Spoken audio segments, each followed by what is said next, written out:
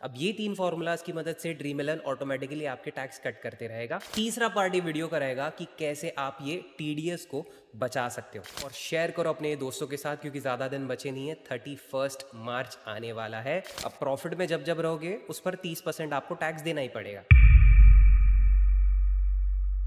2025 की शुरुआत तो हो गई है, लेकिन फाइनेंशियल ईयर की शुरुआत थोड़ी लेट होती है। फाइनेंशियल ईयर 2024 फिलहाल चल रहा है और वो भी कुछ दिनों में खत्म हो जाएगा। कब खत्म होगा?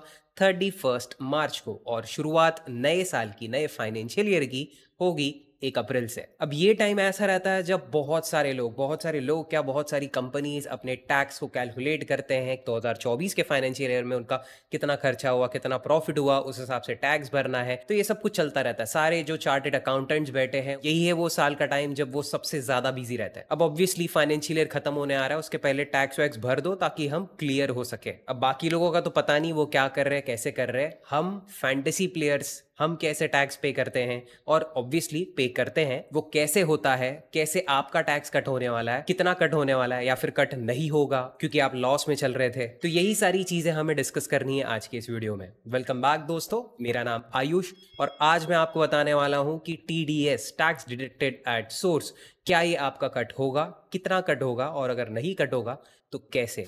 देखो दोस्तों, मैं इस वीडियो को 3 पार्ट में डिवाइड करना चाहता हूं। सबसे पहले एक लेमैन भाषा में आपको मैं समझाऊंगा, मतलब सबसे सरल, सबसे सीधी भाषा में आपको बताऊंगा कि आपका कितना टैक्स कट हो सकता है, कितना नहीं बताऊंगा। मैं बताऊंगा कि आपका टैक्स कट होगा या नहीं होगा। आप ड्रीम11 पर अगर खेलते हो, आपने अच्छा खासा विनिंग किया है, आपने अच्छा खासा डिपॉजिट किया है, तो क्या हो सकता है, कैसे हो सकता है, वो सिंपल सरल भाषा में सबसे पहले पार्ट में आपको समझ में आ जाएगी। तो वीडियो का उतना पार्ट आप देखते हो, ठीक है, बट उसके आगे मैं आपको बताऊंगा ड्रीम11 के डिटेल्ड फॉर्मूलाज और उनकी कैलकुलेशंस, किस तरीके से वो आपका टीडीएस कैलकुलेट करते हैं हर बार जब आप डिपॉजिट करते हो और हर बार जब आप विड्रॉ करते हो। और फिर तीसरा पार्ट ये वीडियो का रहेगा कि कैसे आप ये टीडीएस को बचा सकते हो। ऑब्वियसली बहुत सारे लोग बहुत पैसा कमाते हैं और सबको अपने विनिंग का, अपने प्रॉफिट का एक एक पैसा नहीं देना है गवर्नमेंट को। सब लोग चाहते हैं कि हम इसको बचाएं, जितना हो सके उतना बचाएं।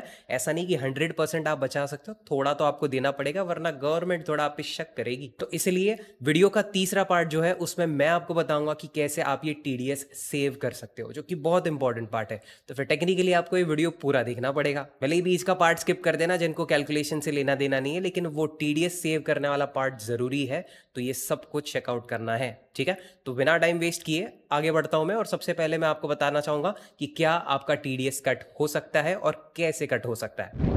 सबसे पहले तो ये क्लियर कर लेते हैं टीडीएस क्या है। काफी नए लोग आए हैं ड्रीम11, हर रोज कुछ नए यूजर्स देखता है, तो उनको भी तो समझना पड़ेगा कि टीडीएस होता क्या है। TDS, tax deducted at source. Basically fantasy apps पर जब भी आप कोई विनिंग बनाते हो, आप प्रॉफिट में चलते हो, तो गवर्नमेंट बोलती है अकेले अकेले नहीं, मुझे भी थोड़ा चाहिए। मतलब आपकी विनिंग का कुछ परसेंटेज, और कुछ मतलब 30% आपको गवर्नमेंट को पे करना पड़ता है। और आप ये कैसे पे करते हो? ऑटोमेटिकली कट होता है, ड्रीम11 खुद कट कर लेता है और वो सीधा गवर्नमेंट के पास जाता है। गूगल पे, फोन पे या फिर किसी को पैसे भेजने की जरूरत नहीं है, या फिर कोई गवर्नमेंट ऑफिस में जाने की जरूरत है कि भाई मेरा इतना विनिंग था, इतना मुझे टैक्स भरना है ना। ये ऑटोमेटिक प्रोसेस रहती है, इसमें आप कुछ छेड़खानी नहीं कर सकते। अब 2 चीजें आपके साथ क्लियर हो चुकी हैं कि 30% टैक्स कटेगा, आपके प्रॉफिट पर कटेगा और ये ऑटोमेटिकली कटेगा। इसमें आपका कोई कंट्रोल नहीं है ना, ड्रीम11 का कोई कंट्रोल है, वो उनके सॉफ्टवेयर्स हैं, उनका ऐप ही वो सब कैलकुलेट करता है और ऑटोमेटिक सारी चीजें कर देता है। फिलहाल आपको इतना ही समझना है कि क्या आपका टीडीएस कटेगा या नहीं कटेगा। देखो, शुरुआत होती है किसी भी फाइनेंशियल ईयर की 1 अप्रैल से। अब 2024 का जो फाइनेंशियल ईयर था 1 अप्रैल से शुरू हो गया। 1 अप्रैल को जितना भी अमाउंट, जितना भी पैसा आपके वॉलेट में था, ठीक है, उसके बाद आपने जितनी भी बार डिपॉजिट किया है, कभी 1000 डाल दिए तो कभी 5000 डाल दिए, तो जो भी अमाउंट आप डालते हो, कब तक?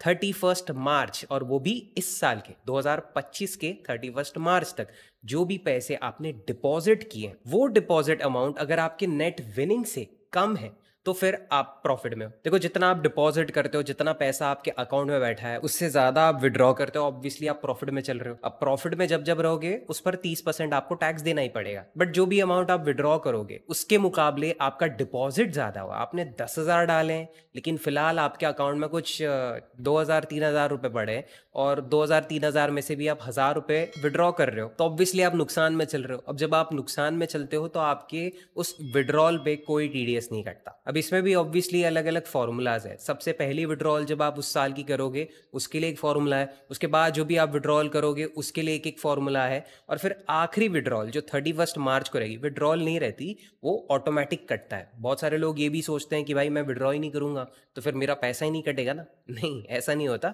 ऑटोमेटिक वो कट हो जाएगा। और वो कब होगा? 31 मार्च को। जो भी हिसाब चिट्ठा लिखा है वो सब ड्रीम इलेवन के पास रहता है और उस हिसाब से आपका टैक्स ऑटोमेटिकली कट हो जाता है। 1 अप्रैल 2025 को जब आप उठोगे तो आपके अकाउंट में वो अमाउंट कट होती हुई आपको दिख जाएगी। इतना ही कहना चाहूंगा दोस्तों, आपको यहाँ पर दिमाग लगाने की कोई जरूरत ही नहीं, ठीक है।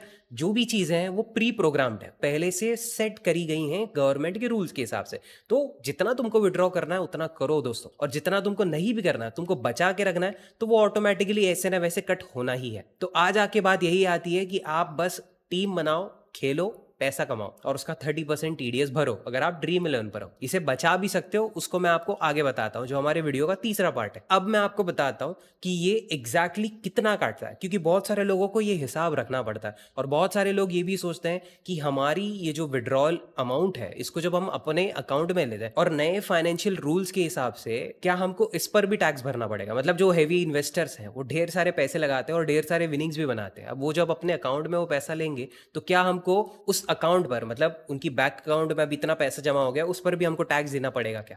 तो वो सब चीजें मैं आपको यहां पर समझा सकता हूं। तो सबसे पहले ये क्लियर कर लेते हैं कि ड्रीम इलेवन पर जो भी आप अमाउंट कमाते हो, जीतते हो, ड्रीम इलेवन के अकाउंट में आपके 10 लाख पड़े हुए हैं, उसका आपके एक्चुअल बैंक अकाउंट से कोई लेना देना नहीं है। जब तक वो पैसा उठ के आपके अकाउंट में नहीं जाता तब तक कोई लेना देना नहीं, जब तक वो पैसा वहां पर रखा है। और उसको जब जब आप विड्रॉ करोगे उस पर 30% टैक्स कटता जाएगा। बट अगर आप वही पैसा 10 लाख 20 लाख जब आप निकालते हो और वो अपने बैंक अकाउंट में ट्रांसफर करते हो तो फिर वो तो आपकी अर्निंग हो गई, ठीक है, एक्चुअल अर्निंग हो गई। अब इसे कैलकुलेट करने के लिए, मतलब उस पर कितना टैक्स कट सकता है, उसके लिए आप किसी एक्सपर्ट के पास जा सकते हो, किसी चार्टर्ड अकाउंटेंट के पास जा सकते हो, जो आपको काफी अच्छे से समझाएंगे और वो भी उसमें भी कुछ बचाने की कोशिश आप कर सकते हो। तो इसलिए मैं आपको रिकमेंड करूंगा किसी सीए के पास आप चले जाओ। और जहां तक बात रही फैंटेसी एप्स की, यहाँ पर कोई टैक्स ब्रैकेट नहीं है। आपके पास जो भी अमाउंट हो वो तो चलो फाइनेंशियल खत्म होने पर उस पर 30% ऑटोमेटिकली कट हो जाएगा। अब वो कितना कट होगा वो समझ लेते हैं। तो जस्ट मैंने आपको जब बताया था कि 3 अलग अलग फॉर्मूलाज है। एक तो सबसे पहली विड्रॉल, मतलब फाइनेंशियल ईयर 2024 शुरू हो गया है और अभी आपको सबसे पहली विड्रॉल करनी है। और विड्रॉल करने से पहले ऑब्वियसली आपने एक आध बार तो डिपॉजिट किया ही होगा। तो जो आप पहली विड्रॉल करते हो ना, उसके लिए एक फॉर्मूला है नेट विनिंग, जो कि आपका बेसिकली प्रॉफिट हो गया। वो अगर amount withdrawn minus deposit plus opening balance, जितनी अमाउंट आप विड्रॉ करना चाहते हो उसको आपको माइनस करना है डिपॉजिट और ओपनिंग बैलेंस के साथ। ओपनिंग बैलेंस क्या होता है? जब 2024 का फाइनेंशियल ईयर शुरू हो गया था उस वक्त आपके अकाउंट में कितने पैसे थे वो आपकी ओपनिंग बैलेंस हो गई। और यही अमाउंट जो है, ये वैल्यू जो है, ये आगे भी कैरी ऑन होती रहेगी। तो ओपनिंग बैलेंस प्लस डिपॉजिट आपने अगर उसमें किए थे तो वो प्लस करने के बाद उसको माइनस किया जाएगा विड्रॉल अमाउंट के साथ। अगर ये अमाउंट, ठीक है, ये जो भी नंबर आता है ये आपका नेट विनिंग हो गया। बी प्लस सी की वैल्यू अगर ए से ज्यादा हो या फिर उसके इक्वल हो तो आपका कोई टैक्स नहीं लगेगा। अब ये तो हो गया आपके सबसे पहले विड्रॉल के लिए। उसके बाद आप दूसरा, तीसरा, चौथा, पांचवा करते हो, ठीक है। तो हम अभी पांचवें विड्रॉल पर आए। इसके लिए एक अलग फॉर्मूला है, net winning is equal to total withdrawal so far including this withdrawal. मतलब जितने भी आपने विड्रॉ किए थे इसके पहले, पहली, दूसरी, तीसरी, चौथी और पांचवी विड्रॉल को पकड़ के वो जो अमाउंट है वो सारी अमाउंट्स को मिलाकर वो हो गई हमारी ए की वैल्यू। उसको माइनस करेंगे हम टोटल डिपॉजिट के साथ, जो भी डिपॉजिट अब तक आपने की है, मतलब ये 5 विड्रॉल जब आप कर रहे हो, जो भी तारीख को आप कर रहे हो उस तारीख तक आपने जितने भी डिपॉजिट्स किए हैं वो सारे आपको गिनने हैं। आपको ऐड करना है ओपनिंग बैलेंस के साथ। ओपनिंग बैलेंस की वैल्यू तो एक ही रहेगी, उसको आपको ऐड करना है प्रीवियसली टैक्स्ड विनिंग्स के साथ। प्रीवियसली टैक्स्ड विनिंग्स मतलब क्या? इसके पहले आपने 4 बार विड्रॉ किया था ना, वो जब जब आपने विड्रॉ किया है और जब जब आपका टैक्स कटा है, कभी कभी टैक्स नहीं कटेगा क्योंकि जैसे मैंने आपको बताया अगर नेट विनिंग 0 हुआ या फिर ज्यादा हुआ तो आपको टैक्स नहीं देना पड़ता। तो जब जब आप टैक्स भरते हो एक्चुअली आपके उस विड्रॉल पे, तो वो अमाउंट आपको यहां पर डालनी है। तो फिर B plus C plus E, अगर इसकी वैल्यू आपके विड्रॉल अमाउंट से ज्यादा या फिर उसके बराबर होती है तो आपका नेट विनिंग्स 0। उसका मतलब आप पर कोई टैक्स नहीं लगेगा।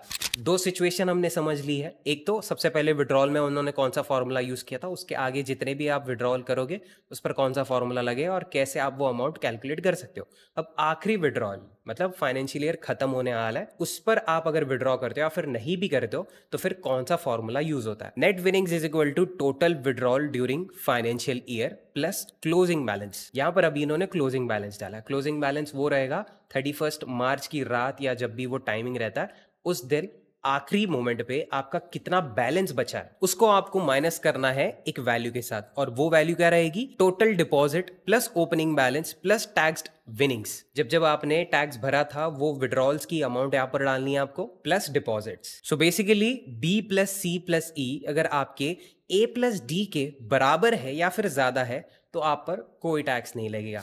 And that's it. ये तीन फॉर्मूलाज है, ठीक है। अब ये तीन फॉर्मूलाज की मदद से ड्रीम इलेवन ऑटोमेटिकली आपके टैक्स कट करते रहेगा, और आपको अगर पता हो कितना अमाउंट आपका कट हो रहा है तो फिर बहुत सारे लोग रहते हैं जिनको अपने फाइनेंसेस अच्छे से मैनेज करना पसंद है और जरूरी भी है, तो ये उनके बहुत काम आएगा। बाकी लोग ये फॉर्मूलाज यूज करे नहीं करे उससे ज्यादा फर्क नहीं पड़ेगा, क्योंकि ये सब कुछ ऑटोमेटिक है। और जितना सिंपल हो सकता था ना दोस्तों, मैंने उतना इसको सिंपल किया है, क्योंकि जब आप टर्म्स एंड कंडीशंस वाला पेज चेक करोगे ड्रीम इलेवन वाला, उसमें इतने कॉम्प्लिकेटेड और इस तरीके से लिखा है उसको समझना थोड़ा मुश्किल हो सकता है। इसलिए मैंने इसको ब्रेक डाउन किया है, हर एक चीज़ को नाम दिया है ABCDE, ताकि आप इसको अच्छे से यूज़ कर सको, समझ सको। और हाँ, फाइनली मैं इतना ही कहना चाहता हूँ कि आप ये TDS को कैसे बचा सकते हो। सबसे पहली और सिंपल प्रैक्टिस तो ये रहेगी कि आप TDS फ्री एप्स यूज़ करो। ये तो सबसे लॉजिकल चीज़ है। मेरे पास ये कुछ स्क्रीनशॉट्स हैं अलग अलग ऐप्स के, एक लीग 11 वाला है और एक ड्रीम 11 वाला है। 93,000 रुपीज़ जब मैं विड्रॉ कर रहा था दोनों ही ऐप्स पर, तो आप देख सकते हो TDS में कितना फ़र्क आ रहा है,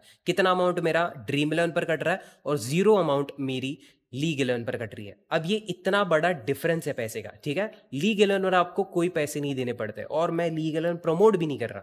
आपको अगर लीग 11 पर नहीं खेलना, आप कोई और TDS फ्री ऐप चुन सकते हो हमारे डिस्क्रिप्शन में से, जो आपको सही लगे, जिसका इंटरफेस आपको सही लगे, जहां पर आपकी विनिंग्स बन रही है, जहां पर आपकी जीतने के चांस बढ़ रहे हैं, आप उस पर खेलो।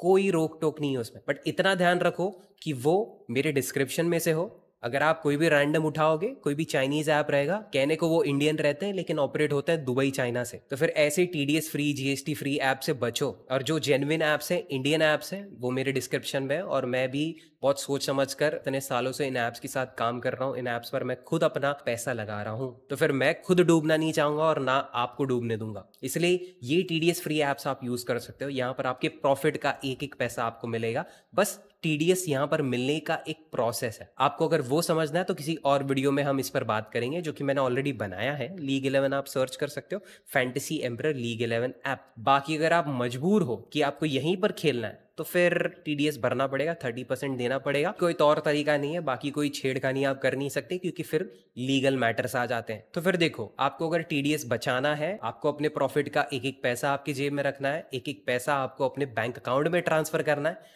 तो फिर TDS फ्री ऐप्स मेरे डिस्क्रिप्शन वाले जरूर चेकआउट करो। And that's it. ये वीडियो को जितना शॉर्ट, सिंपल और इन्फॉर्मेटिव में रख सकता था उतना रखने की कोशिश कर रहा हूँ। और अगर आपको पसंद आया हो ये वीडियो तो फिर प्लीज एक लाइक और शेयर करो अपने दोस्तों के साथ, क्योंकि ज्यादा दिन बचे नहीं है। 31 मार्च आने वाला है और उसके पहले उन्हें समझना पड़ेगा कि कितना उनका टैक्स कटने वाला है और क्या हो सकता है उनके अकाउंट के साथ। शेयर करो उन दोस्तों के साथ। और IPL शुरू होने के पहले आपको कोई भी टिप्स एंड ट्रिक्स वाले वीडियो समझने हो या फिर कुछ चीज़ें आपको समझनी हो तो फिर डेफिनेटली कमेंट सेक्शन में आप ये बता सकते हो, हम उस पर बात ज़रूर करेंगे। ठीक है, मिलता हूँ अगले ऐसे इन्फॉर्मेटिव वीडियो में। थैंक यू सो मच दोस्तों for watching till the end, and I will see you in the next one. Bye bye, take care. चलो।